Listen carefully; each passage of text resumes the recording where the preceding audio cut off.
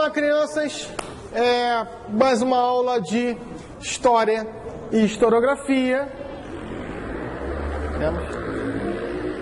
Hoje, então, você que está nos assistindo pelo canal do YouTube, pela também aula de História na plataforma EAD, então a disciplina de História totalmente à distância, tá? Você também está vendo lá o vídeo que eu também estou postando para vocês, estou dando essa mesma aula na turma presencial, que os queridinhos e queridões aqui, dá um oi, dá um salve aí. Daqui a pouco podia virar a câmera depois para ver, mas aí depois a gente configurar tudo. Depois vocês podiam vir aqui na frente, para também o pessoal da EAD conhecê-los, tá? Então hoje nós vamos definir o que é historiografia. Se nas duas aulas anteriores, Rafael Breves, nós falamos basicamente o que é história, definimos história, tá? Mostramos que história é a ciência do homem no tempo e no espaço, e quando o homem empreende um pensamento, ele já vai estar verdadeiramente empreendendo a história. Agora veja a camisa dele, bem interessante. Por favor, vem aqui mostrar para o pessoal. Camisa bem interessante lá do Homer Simpson. Dormir, fazer nada, comer, cerveja, descansar. O pessoal fica curioso. Podia vir aqui para mostrar para o pessoal. Quem acha que ele deve vir aqui mostrar?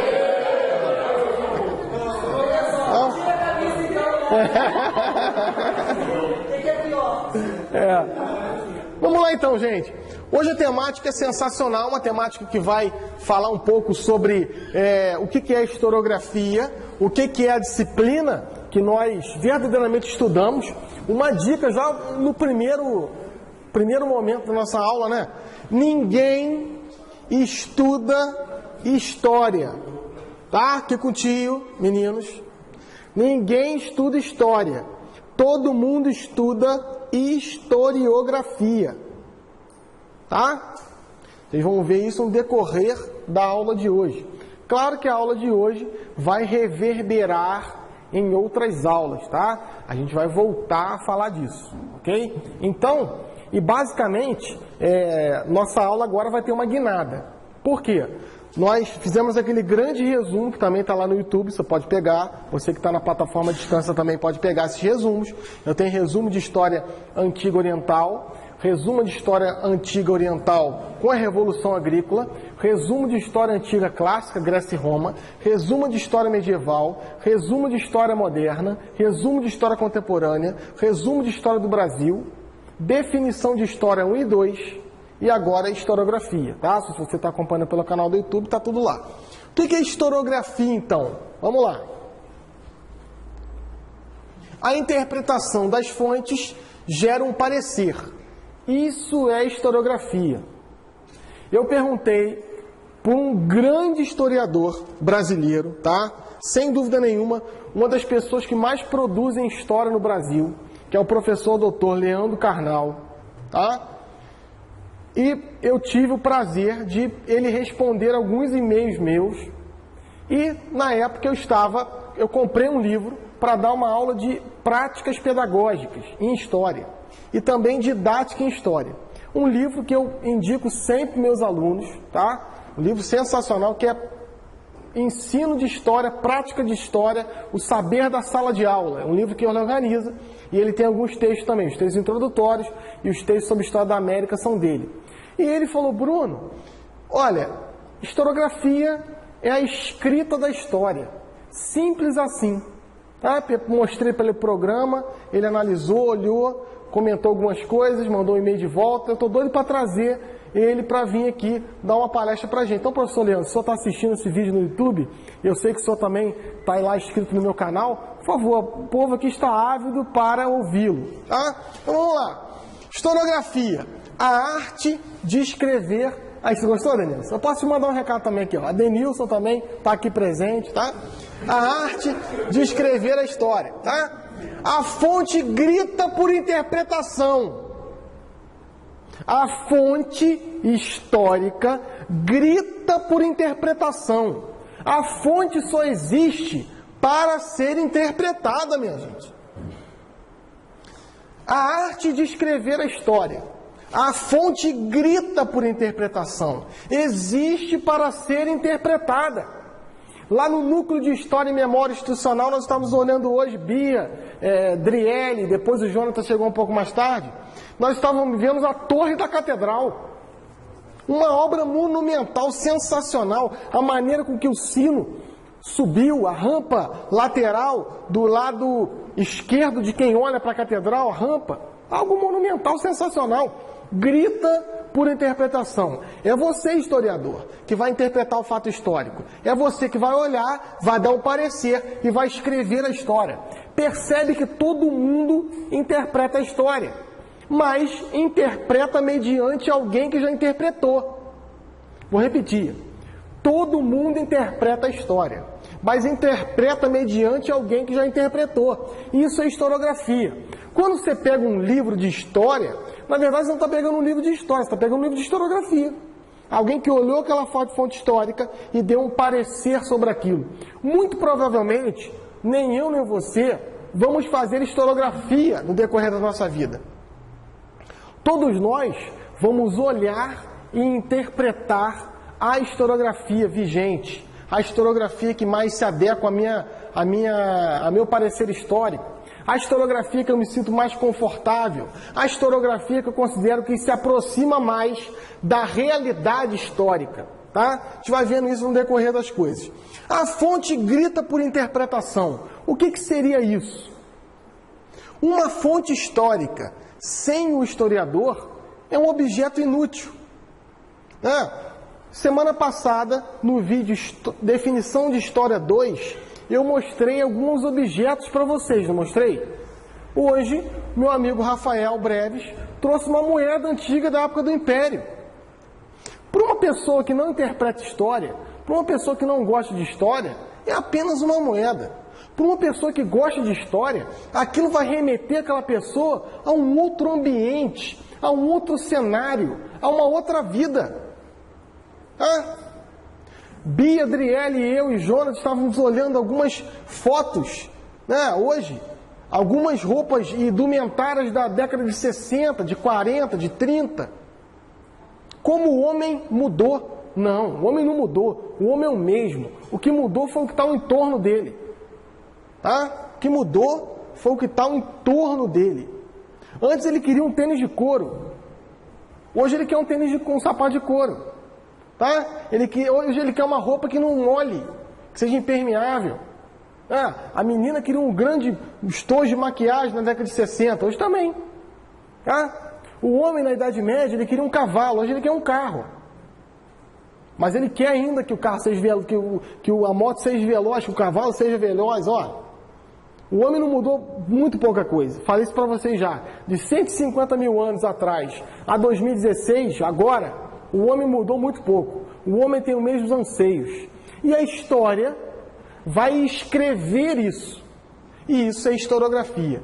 Historiografia é a arte de escrever história. O nome é autoexplicativo, né? História, grafos. A investigação escrita. Ou melhor, a escrita investigada.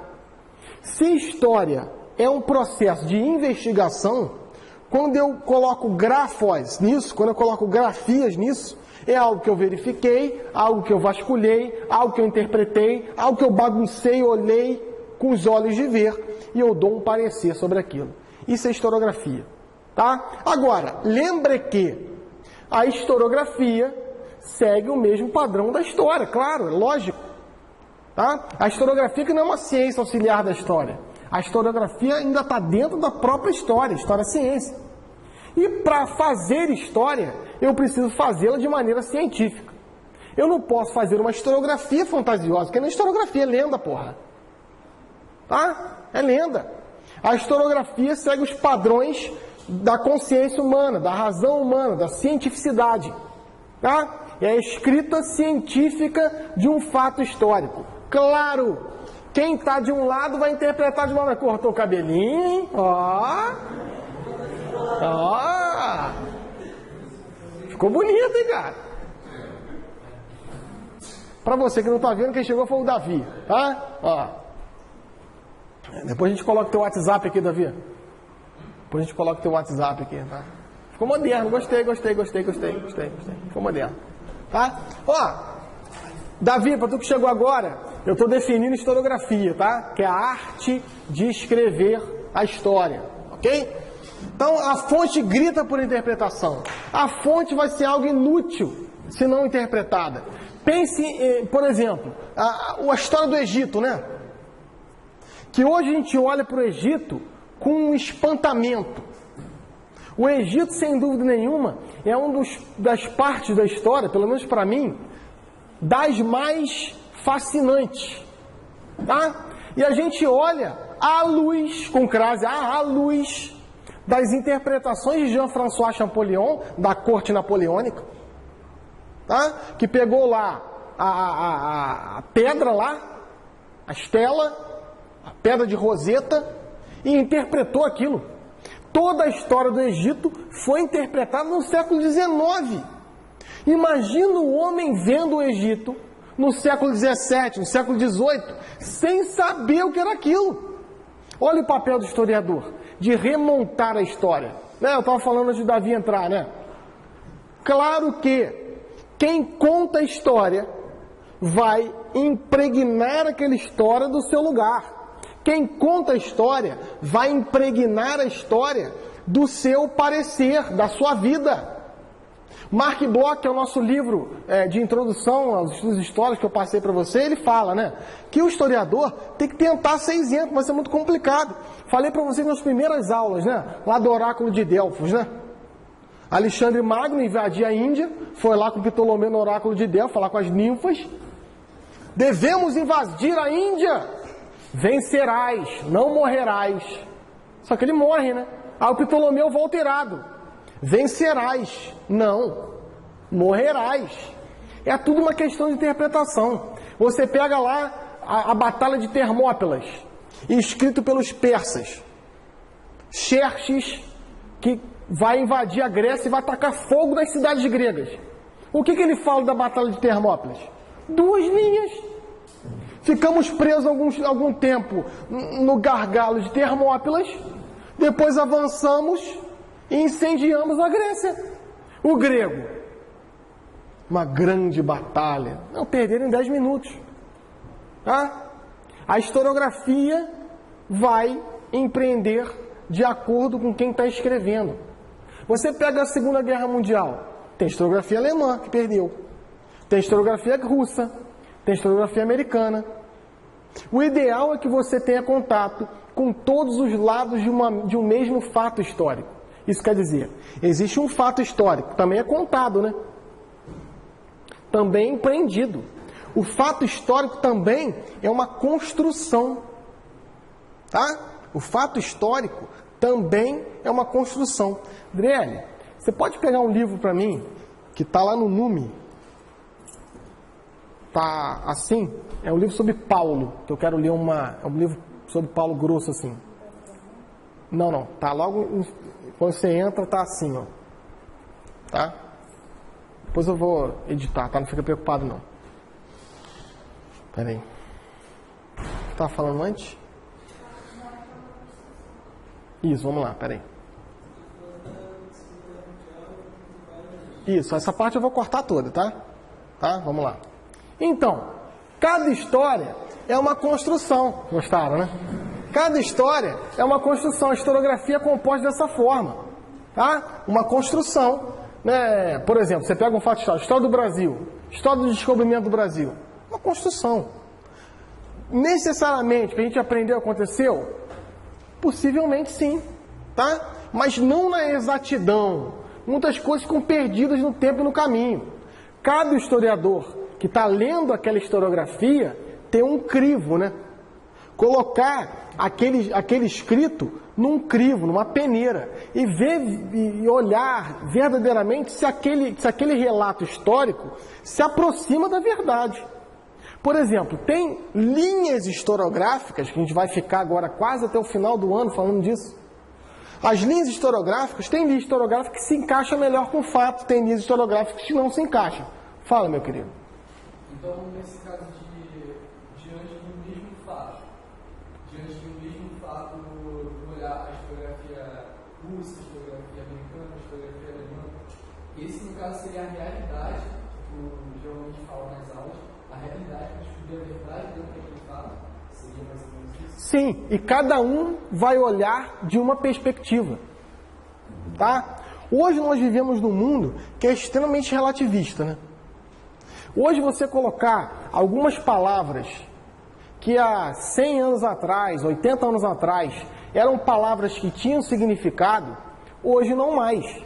Por exemplo, quando você fala, isso é uma verdade. Um pouco daquele quadro que eu mostrei para vocês de Max Weber, né? O homem que tinha muitos deuses, o homem que tinha um mundo politeísta no mundo antigo, o homem que cria um monoteísmo ainda no mundo antigo, o homem que cria o monoteísmo judaico, o homem que cria um monoteísmo judaico, mas incorpora a mensagem de Jesus, o homem que cria uma religião em torno da mensagem monoteísta, teísta de Jesus, muito obrigado, uma mensagem monoteísta, teísta de Jesus. O homem que cria uma igreja em torno da mensagem de Jesus. Olha como é que o homem vai avançando. Tá? O homem que diz, na Reforma Protestante, que esse Jesus dá a bênção materializada, isso quer dizer, o lucro passa a ser o sinal da bênção de Deus. E aí eu tiro Deus e coloco a bênção. Eu tiro Deus e boto o lucro. E o mundo pós-moderno eu vou questionar o próprio homem. Quando eu falo verdade, justiça, são termos que a pessoa, existe a sua justiça, existe a sua verdade. Não, minha gente, não é assim. Claro que as coisas estarão, eu estou usando como referencial teórico dessa explicação, a professora Vera Werneck, a professora com muita honra dessa casa, tá? Claro que as coisas estão relacionadas, mas não são relativas. Quer ver um exemplo? Tá? Existe esse quadro e essa figura. Eu estou olhando essa figura de uma perspectiva, ok? Você que está em casa está me vendo. Eu estou olhando dessa forma. E você em casa está vendo de uma outra maneira. Agora, é uma figura. Se eu avançar para cá, ó, estou me afastando, você continua me vendo, ó. Você que está em casa continua me vendo pouco, né? Ó, a fonte grita, ainda continua a mesma figura. Porém, eu estou vendo a figura de uma outra perspectiva. Se eu chegar para cá, eu estou vendo de uma outra perspectiva. Eu vou sumir da tua tela, ó. Os alunos da sala continuam me vendo e me ouvindo. Você só está me ouvindo. Mas eu continuo vendo a mesma figura, de uma outra perspectiva. Agora eu vou sentar. Eu estou sentando na sala junto com os alunos. Eu estou do lado do Lucas.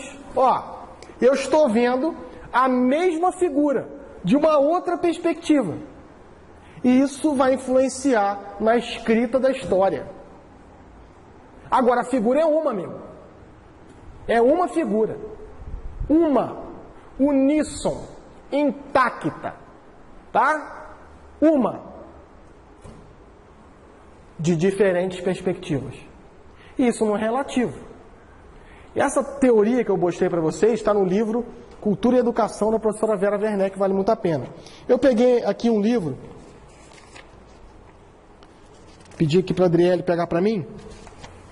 É um livro sobre Paulo, e ele vai definir um pouco fonte histórica, né?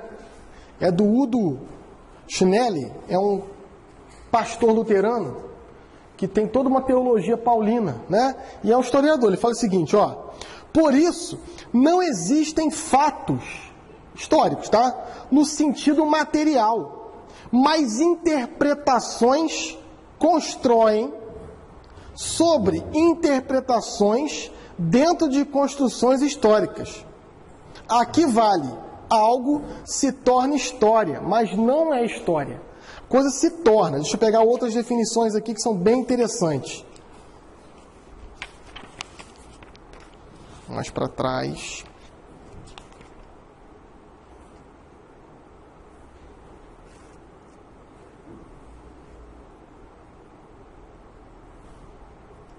O relevante do passado é somente aquilo que não é mais passado, mas que aflui a moldação e interpretação do mundo atual. Foi o que eu falei na aula passada, né?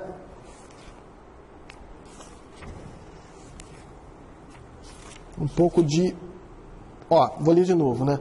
Por isso, não existem fatos no sentido material, mas interpretações constroem sobre interpretações dentro de construções históricas, né? Falando que tudo, na verdade, são construções historiográficas. Aí ele avança, né? Vale muito a pena ler esse livro, para quem quiser dar uma olhadinha, tá? Um livro sobre Paulo, né? E a vida e pensamentos de São Paulo para os cristãos católicos, Paulo de Tarso, para todos os cristãos e todos os historiadores, tá?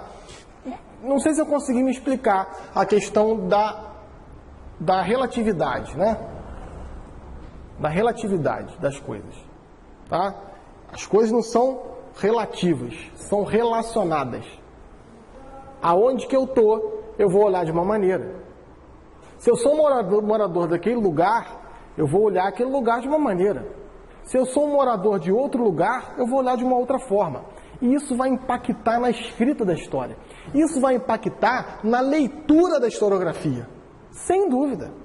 Você, quando está lendo, você como interlocutor de uma historiografia, você vai ler de uma forma, você vai ler de uma maneira, na sua leitura, você já vai interpretar, você já vai olhar de uma outra forma. Vamos lá.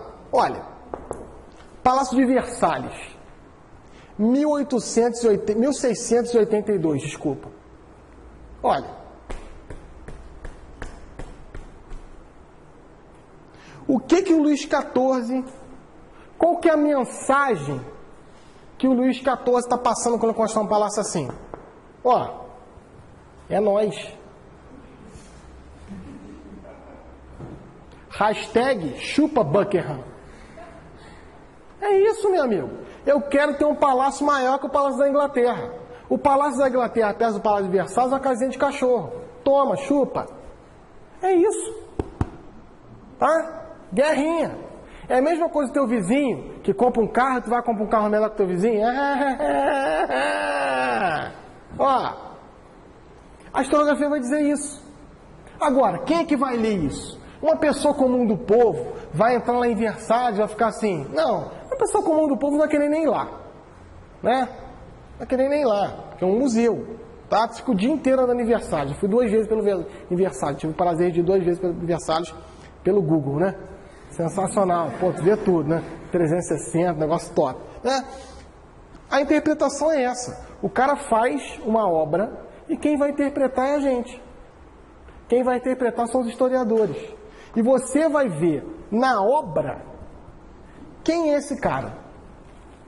O que ele quer com essa obra. Ele fez aquilo que eu falei na aula passada, né? Quem, quando, onde, mas principalmente, por quê?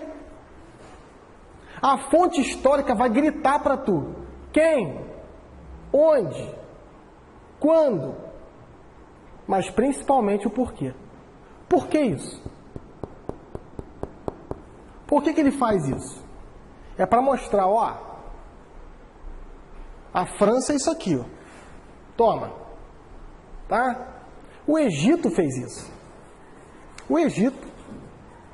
Enquanto a Grécia e Roma viviam em choupanas, enquanto a filosofia grega e o mundo romano eram sonhos inimagináveis, o mundo grego ergueu o primeiro monólito da Terra.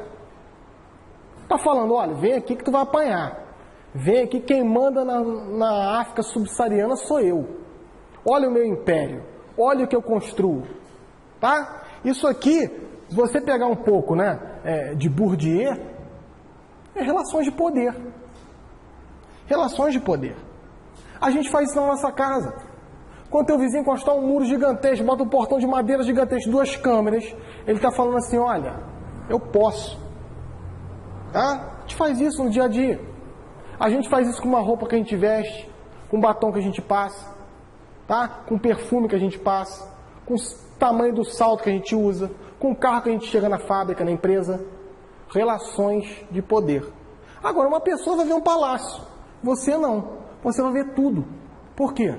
Porque tu está fazendo a disciplina que é a rainha de todas elas, que é a história. Tá? Pô, agora mandei, hein? Ficou até emocionado. Até arrepiou a epiderme, ó. Tá? Tu vai olhar. Tu vai ser um interpretador das fontes históricas. Quando o homem botar a mão, mesmo sem intenção, eu não acredito, né? Tu tem intenção, né? Fala assim, eu vou te levar em casa despretensiosamente. Isso não existe isso. Denilson virava, mexia, subindo com Poliana lá. Ei, Denilson, tudo bem? Não, minha amiga. Vai casar. Minha amiga. Não, nada a ver, que isso, rapaz, nada a ver. Denilson, tô te filmando. Não, que isso, rapaz, que vai casar. Tá? Não existe nada despretensioso. Tá? Não existe. Não existe nada despretensioso. Tudo tem intenção. Claro, intenção lícita e intenção ilícita. Tá? Mas tudo tem intenção. Ó, esse slide aqui eu gosto muito. Eu fiquei muito orgulhoso quando eu fiz esse slide. Tá? O que tu vai fazer na escola? Tá? Tanto você que está me vendo na aula de História e na área de Introdução aos Estudos Históricos na plataforma EAD da UCP.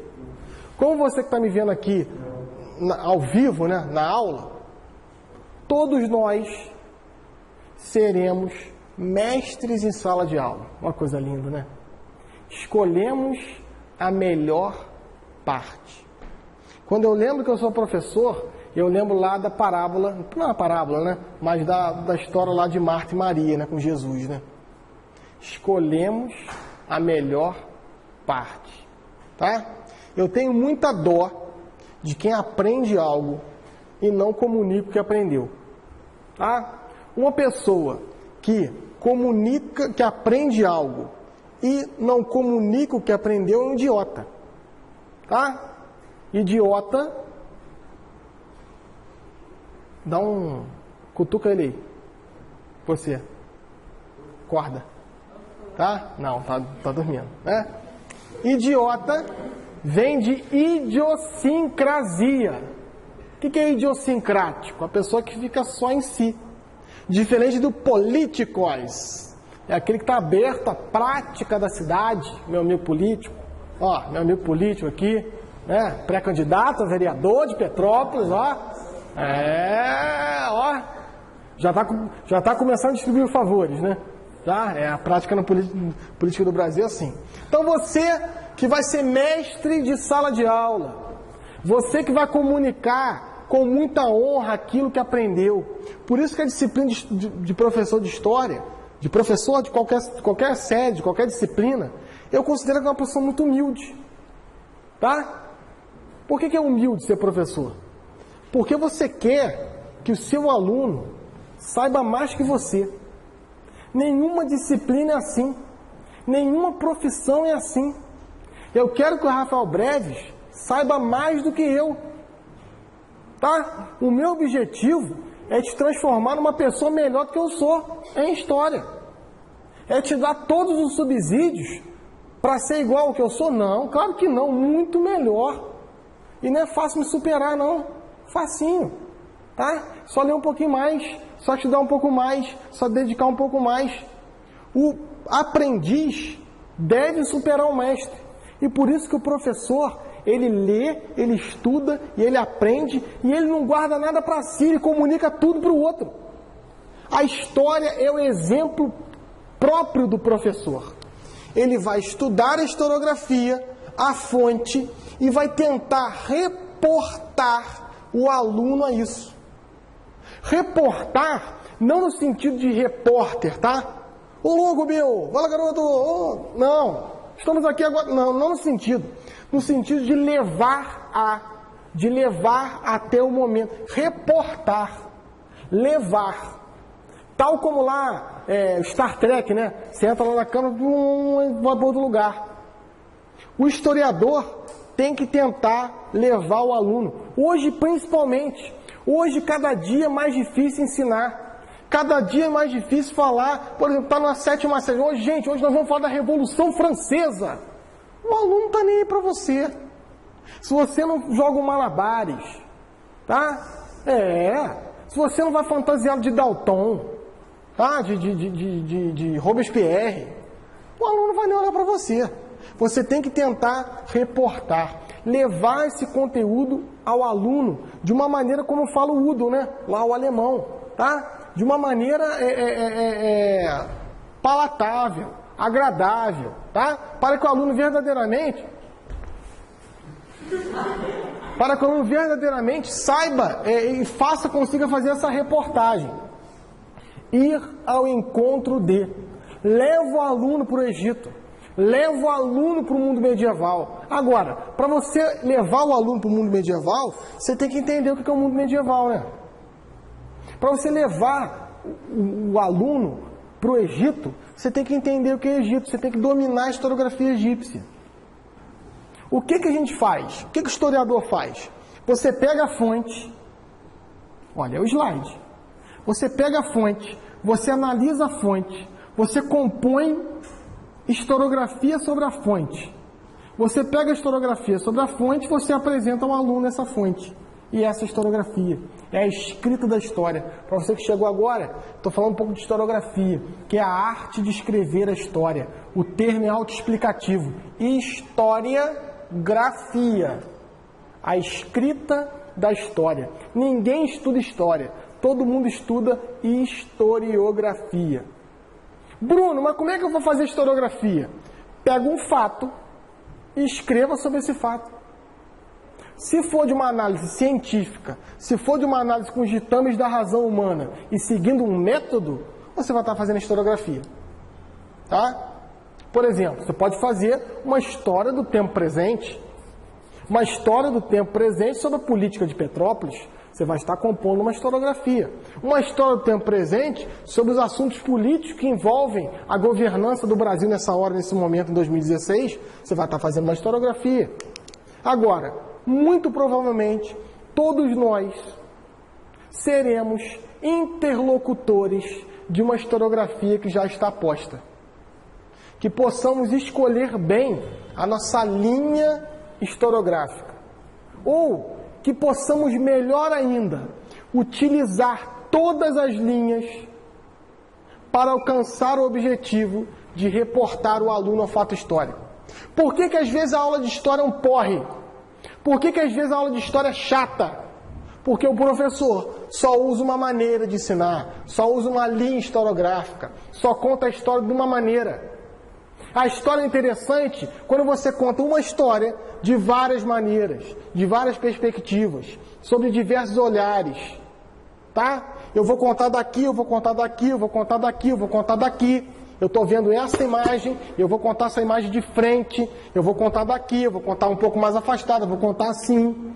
E aí eu tenho o quê? O todo? Não. O todo é impossível. O todo você vai ter se você estivesse lá. A história é sempre uma impressão sobre o fato. É o que fala o Udo, né? É uma impressão. Só que a gente, com um método, através da ciência, através dos ditames da razão, da lógica, nós tentamos nos aproximar ao máximo daquilo. Ao máximo da veracidade histórica, da verdade histórica, da verdade do fato. O Udo vai falar que não existe fato em si. Existe uma construção sobre o fato. Existe uma história que você conta sobre aquilo que aconteceu. Que possamos ser os mestres da contação dessa história. Que possamos verdadeiramente sermos entusiastas dessas leituras. E eu falo destas leituras. Por favor, você que está aqui, você que está me vendo em casa, não seja um historiador de uma nota só. Não seja um historiador de uma notinha só. Ah, eu sou marxista, então eu vou ensinar do Egito a Dilma com o Capital do Marx. Não faça isso. Você vai hipertrofiar a história. Ah, eu sou sociocultural. O negócio é sociedade e cultura. Aí eu vou ensinar do Egito a Dilma com uma matriz sociocultural. Não faça isso. Eu sou um historiador mais tradicionalista, meu negócio é cuspir-giz, eu sou positivista, eu vou elencar os fatos e os grandes vultos históricos, os grandes personagens. Não faça isso. Não seja um historiador de uma nota só. Não seja um idiota. Idiosincrático. Se abra a outras realidades.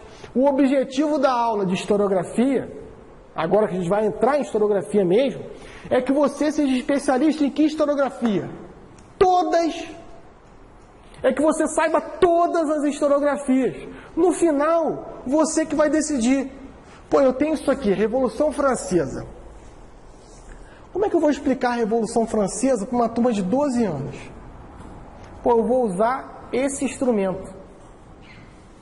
Eu costumo dizer que a linha historiográfica se parece muito com uma estrada que eu preciso percorrer e eu devo decidir que pneu eu vou usar na estrada. Não é uma boa analogia? Vamos colocar que eu estou numa estrada de terra. Eu tenho que ir com um pneu com bastante biscoito, com bastante sucos, porque senão o pneu vai derrapar. Eu estou no asfalto liso como quadro. Eu tenho que usar um pneu sem ranhuras, porque vai ter muito mais velocidade, vai ter mais aderência. Eu estou numa estrada de gelo. Eu tenho que usar o pneu com uma corrente. Olha, assim é a historiografia. A historiografia deve estar tal como um cabedal teórico, né? O que é um cabedal teórico? Várias teorias. Tá? Você clica lá, eu vou usar o que hoje? Eu vou usar isso aqui, ó. Eu vou usar isso aqui, eu vou usar isso aqui. E você pega e reporta. Tá? Não seja um historiador de um samba de uma nota só. Não hipertrofie a história contando de uma maneira só. Não faça isso. Você elimina a perspectiva da discussão. Se você ensina só de uma maneira sociocultural, se você ensina de uma maneira só positivista, se você ensina só de uma maneira marxista, meu amigo, que falta de criatividade que você tem. Bruno, mas o que é isso? O que é positivismo? O que é ensinar de uma maneira sociocultural? O que é ensinar de uma maneira materialista? Nós vamos ver tudo isso. Tá? E vocês vão ver que essas linhas historiográficas são instrumentos. São instrumentos para que você alcance o seu objetivo. Qual o objetivo aqui? Ensinar. Tornar o aluno verdadeiramente apaixonado pela história. E é muito fácil apaixonar-se pela história e fazer alguém se enamorar pela história. É muito fácil. Sabe por quê, Ramon? Porque é a vida dele. É a história dos heróis que comporam o que ele vive agora. Que heróis? Heróis anônimos. Como os homens que inventaram pela primeira vez a administração do fogo. Heróis anônimos. Heróis que pela primeira vez inventaram a roda. Heróis anônimos. Heróis que pela primeira vez inventaram a administração do sal, as propriedades do sal. Heróis anônimos. Ela sempre faz isso, né? E heróis... Chegou cedo, hein? Gostei. E heróis também conhecidos, que marcaram o pensamento do mundo ocidental. Você pegar essa formatação de sala de aula. Essa formatação de sala de aula, sem a filosofia grega, não existiria. Tá? Não existiria. Quem sabe um dia vamos fazer aqui uma aula peripatética. Uma aula peripatética. Tal como no mundo grego, né? Aproveitar que está calor em Petrópolis, é uma novidade. Não está calor em Petrópolis, não está chovendo, né? Fazer uma aula caminhando, né? Tá? Muito obrigado. Tá? Ó, vamos lá, vamos avançar. Historiografia, ó. Esse é o nosso cronograma de estudo a partir de agora, ok? Hoje eu não vou tomar muito tempo de vocês, não. Qual que é o nosso cronograma de estudo? Meu filho, eu sei, é coisa pra caramba, eu sei que é hercúleo, tá? Pra você que chegou agora, eu tô falando o que, Cláudia? O que é historiografia? Historiografia é a arte de escrever a história, tá? Ó, vamos falar da historiografia semita. Como os povos semitas escreveram a história. Quem são os povos semitas? Os judeus? Não. Todos os povos que estavam em torno do Vale da Mesopotâmia. Todos os povos que estão em torno do Vale da Mesopotâmia são povos semitas, tá? Persas, babilônicos, assírios, caldeus, fenícios, persas, acadianos, tá? Judeus, tá? Milhares de povos, milhares é exagero, né? Centenas de povos, tá? E a gente vai pegar como esse povo via a história e como esse povo empreendeu a história, tá? A história existe desde que o homem é homem. Agora, cada povo vai escrever de uma maneira. Será que a escrita da história semita é a escrita que a gente tem hoje em 2016? Não, né? Claro que não. Eu tenho aqui Heródoto e Tucídides. A tradição Heródoto, a tradição de Tucídides. Eu vou indicar para vocês lá, falei com, acho que com o Ramon, não sei, ou com Jonathan, ou com o Matheus, não sei, ou com você, sobre lá o livro do professor Arnaldo Momigliano, As Raízes Clássicas da Historiografia Moderna. A gente vai começar a ler esse livrinho agora, tá? Gostaria muito que vocês comprassem esse livro. As Raízes Clássicas da Historiografia Moderna. Fala, querido. Isso. É da EDUSC, tá? Da Universidade de São Carlos. EDUSC. As Raízes Clássicas da Historiografia Moderna, lá do Arnaldo Momigliano. Vale a pena, porque ele vai mostrar a evolução da historiografia, tá? É basicamente uma história da história. Olha que interessante. Lembra na aula passada que eu falei que a história é uma meta-ciência? Hein, Cláudia? É uma meta-ciência que vai estar em todos os aspectos da vida intelectual do homem. Eu posso fazer história da filosofia, história do direito, história da arte sacra, história do patrimônio material, história do patrimônio material daquela cidade. Olha que interessante. História da arquitetura, história da engenharia, história da telecomunicação via celular. Tá? Historiografia medieval. Bruno, Heródoto verdadeiramente é o pai da história, tem Tucídides? Vamos ver isso. Será que é? Será que não é? Calma, aguardem cenas dos próximos capítulos, tá? Historiografia medieval, e a gente tem historiografia medieval cristã, com Agostinho de Hipona, tá? Que parece muito com uma historiografia semita. Hoje Driele me perguntou, Bruno, como é que tu vai avaliar? Eu quero que no final das aulas você me fale o que é historiografia semita, o que é historiografia grega, o que é historiografia medieval, o que é historiografia moderna, o que é historiografia contemporânea. E a definição de história. E isso você tem que saber, maldito. Tá? Na feira.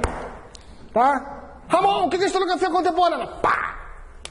Qual que é o argumento e a matriz de pensamento da historiografia? Pá! Uma ideia geral. Claro, minha gente, que isso você vai estudar o resto da vida, tá? Claro que a gente vai versar mesmo na historiografia moderna e na historiografia contemporânea, que é a historiografia que nos versa agora, né? Se você pegar as grandes linhas de historiografia que nós trabalhamos na universidade, inclusive a linha historiográfica que eu estou usando agora, é uma historiografia contemporânea. Tá? Mas que nasceu no mundo medieval, que avançou no mundo moderno, e que está no mundo contemporâneo, e que também tem base no mundo grego. Você pegar Heródoto e Tucídides. Tucídides criou um método. Heródoto era mais um contador de história. Como um semita. Contador de história. Tá? A historiografia semita, né? Pega lá os salmos. Ele está contando a história do povo de Israel, mas de repente aparece Deus no meio do caminho. Como Heródoto, né? Heródoto está contando a história dos persas, de repente aparece Apolo. Olha, é ciência? Não. Aqui o negócio começa a melhorar. Aqui eu vou começar a valorizar a veracidade da fonte histórica. Da onde que eu tirei isso? A perguntinha que eu vou fazer sábado lá para aquela professora, né? Se o livro que a senhora escrevesse tivesse na década de 60, seria História com H ou História? É uma boa pergunta? Porque da onde que ela tirou isso? Tá? Na década de 60 existia, né? Ó, olha que interessante. Claro que eu vou perguntar se o clima estiver bacana, né, gente? Não vou ser uma pessoa grotesca, não vou ser um idiota, né? Idiosincrático. Fala, querido. O Heródoto vai ter meio assim, eu sei que na época do Tucídides, ele já era tido como mentiroso. O Heródoto. Sim. Até aí eu sei que na parte moderna ele já era visto diferente. Ele tinha a fotografia que era mais etnocêntrica, mais na parte da cultural. Sim. Hoje em dia, na historiografia contemporânea, ele é tido de novo como mentiroso ou não? Amigo, a historiografia contemporânea despreza isso. É por isso que o nosso famigerado MEC quer tirar. Tá? É. Por que o MEC quer tirar a história grega? Entende? É uma matriz de pensamento contemporânea. E não contemporânea de 1901. Contemporânea de 1950, 60. Tá? A nova história entra aqui. É um contraponto. Tá? Entende? O mundo... Gente, não precisa ir longe, gente. Não precisa... A Poli te ligando. Ó.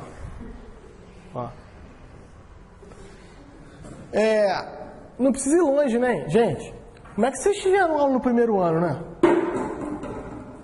Muito provavelmente, teu professor pegou aquele livro gigantesco do primeiro ano e falou assim, gente, vamos começar na página 137, porque a página 137 já começa a consolidação de monarquias na Europa, né? Aí ele despreza o quê? O mundo grego, a filosofia grega, despreza a formação do homem, despreza a proto ou a pré-história, despreza o homem na América, despreza a filosofia e a organização e a praticidade romana, despreza todo milanos, como um professor meu falava, né? Grande professor Luiz, milanos de Idade Média, e você já vai para as consolidações da monarquia da Europa. O que ele está falando? Fazendo, ó, isso aqui não presta para nada, isso aqui não presta para nada, isso aqui não presta para nada. O que é isso, na verdade? É uma linha historiográfica. Eu penso dessa forma, eu sou um idiota, eu penso só em mim, eu não penso no aluno. Eu acho e julgo que ele não vai gostar daquilo, ou aquilo não é cobrado no vestibular. Percebe que eu não estou formando uma pessoa, estou formando um apertador de parafuso, né? Olha, tem que ensinar tudo, meu amigo. Tudo. O aluno que vai estudar aqui no mundo moderno, finalzinho do mundo medieval, as consolidações da monarquia na Europa, sem entender o que é dinastia medieval, tem pena dele. Sem entender o que é Merovinhos, o que é Carolinhos, o que é Capeto. Aí ele estuda isso sem entender, eu tenho pena desse aluno. Vai ser um apertador de parafuso. Não vai pensar, entende? Quando as pessoas me perguntam assim, eu estou em dúvida em fazer essa disciplina ou esse curso. Esse curso ou esse curso. Eu estou em dúvida em fazer isso ou isso. Ou isso ou história. Ou aquilo ou história. Ou essa aqui ou história. Eu falo assim, você quer que as pessoas pensem para você? Então faça essa disciplina. Você quer pensar por si só? Faça história. Agora, muitas vezes, o professor de história de sala de aula, ele quer pensar para você. Aí ele não te ensina história medieval no primeiro ano. Eu conto nos dedos o professor de história no primeiro ano que não pulou isso aqui e foi direto para a monarquia na Europa. Conto nos dedos.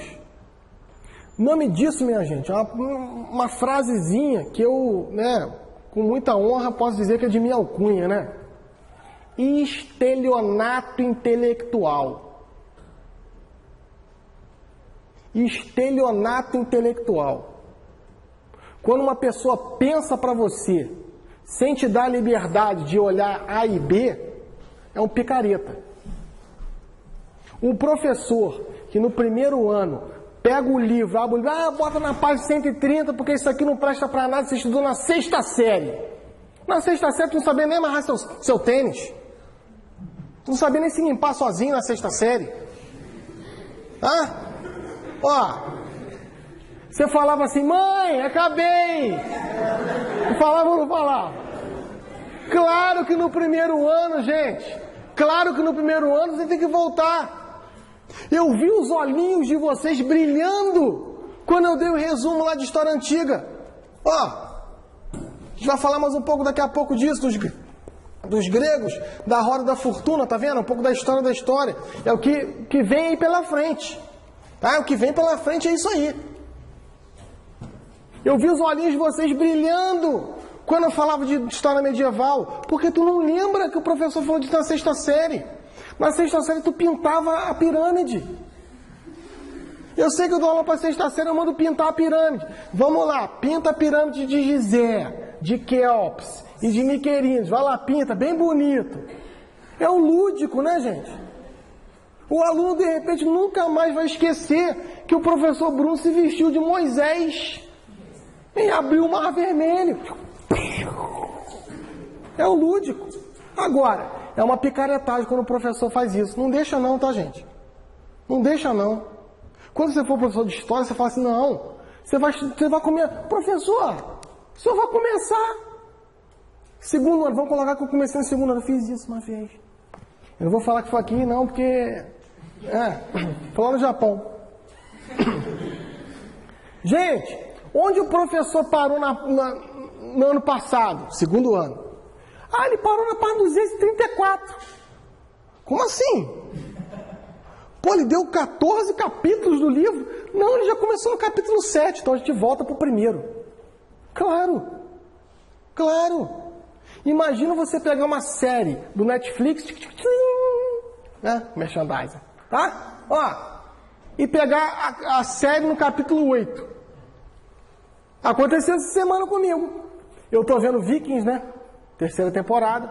Eu gosto bastante lá. Conta a história do Ragnar Lothbrok, que é o Odin. Tem o Loki, que é o Floki. E tem o Rolo, que é o Thor. A história deles, bem interessante. Lá os escandinavos, que invadem a Inglaterra, depois tentam invadir a França. Tá? É interessante. Só que o que aconteceu? Eu aluguei o DVD 1 com 3 episódios, vi os 3. Aluguei o DVD 2 com 3 episódios. E eu pensei que eu tinha visto os 3, só que eu vi 2. Quando eu peguei o 3º CD e coloquei, eu falei, mas eles só falaram que ia fazer, já estão fazendo? A história é assim. A história tem que ter um crescente, minha gente. Tem que ter um crescente. Claro que quando você é adulto, quando você tem 30 anos, é diferente. Você consegue escalonar. Você consegue falar dos semitas e dos contemporâneos. Porque você tem uma ideia bem formada. Agora, um adolescente de 13, 14 anos, gente, você tem que construir aquela história para ele. E você tem que construir de uma maneira lúdica, né? Lúdica. Você não pode chegar no museu da vida, né? Leva o aluno de 11 anos para o museu, né? Gente, nós estamos aqui no Museu Imperial, né? A casa da família real. Mas, na verdade, isso aqui era uma máquina burguesa de opressão. Vivia só a aristocracia e o povo era macerado pela... Peraí, calma, Che Guevara, calma, Che Guevara. Tu pode falar isso, Rafael? Pode falar isso, Ramon?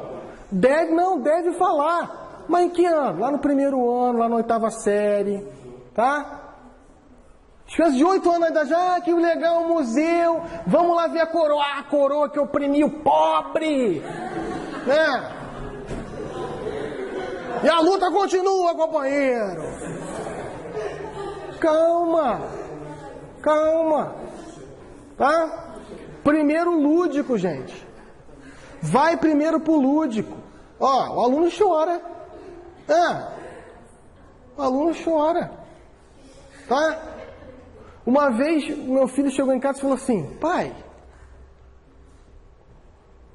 a princesa Isabel não queria libertar os escravos? Eu falei: queria. Mas tinha um monte de gente no Brasil que não queria, né? Eu falei: tinha um monte de gente que queria. Não, porque assim, a professora de história disse que a princesa Isabel, na verdade, assim, ela não sabia o que estava fazendo. Olha, no outro dia eu fui na escola, né? Claro. Professor, de onde que a senhora tirou isso? Da cabeça da senhora.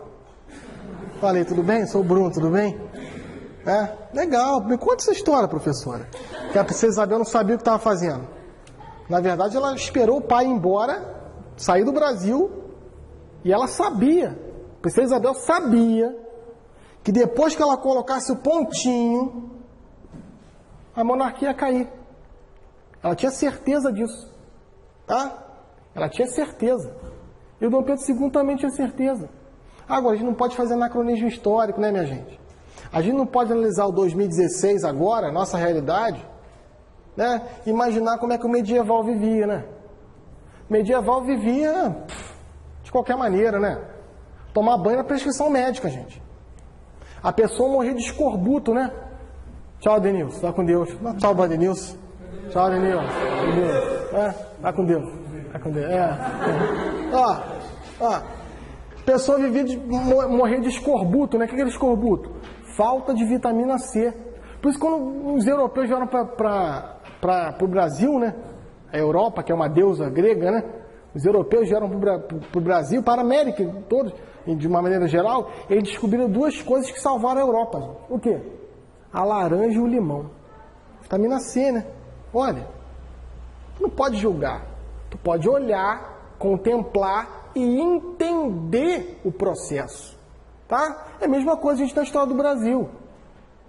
Tá? A gente tem que entender de uma maneira mais macro. Tá? E aí a gente vai parando por aqui o nosso cronograma. Calma, não façam barulho no vídeo. Calma, espera. O nosso cronograma de estudo vai ser justamente isso, né? Historiografia semita, falar dos gregos, dos persas, tá? Principalmente gregos e persas, tá? Gregos, desculpa. Os judeus e os persas, tá? O judeu, uma história teológica. O persa, uma história bélica. O que é uma história bélica? De guerra. Os feitos militares. O judeu também tem feitos militares, não tem? Moisés levantava o braço, o povo ganhava. Moisés abaixava o braço, o povo perdia. O que fizeram, Adriele? Escoraram o braço de Moisés. Sério? Olha, o que é isso? É uma história o quê? Bélica, mas teológica. Olha que sensacional. A história medieval é um pouco assim.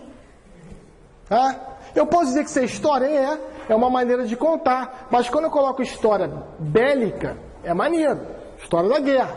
Quando eu coloco história bélica e teológica, opa, você sabe que em algum momento Deus vai aparecer. E a gente tem que entender depois uma palavrinha para ir pensando, tá? Quem escreve historiografia, é até redundante, né? Quem escreve história tem sempre na cabeça uma teleologia. Anote essa porra. O que é uma teleologia? É uma intenção final. É um pensamento teleológico. Eu tenho uma intenção. Tá? Quando eu coloco que Moisés, historiografia semita judaica, quando eu coloco que Moisés levantava o braço e o povo ganhava, abaixava o braço, o povo perdia, escoraram os braços de Moisés para que os judeus marchassem contra os amalecitas. Oh, aleluia! Tá? Ó, eu estou falando que foi o Deus de Israel que chamou Moisés e pela intercessão de Moisés o povo venceu. Olha, tem uma intenção. Rafael, toda historiografia é teleológica. Todo mundo que escreve alguma coisa tem uma intenção implícita de passar uma mensagem, de passar um recado, de passar uma ideia.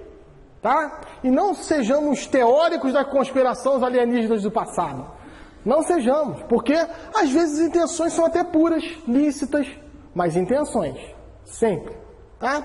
Ficamos por aqui, até a próxima, forte abraço.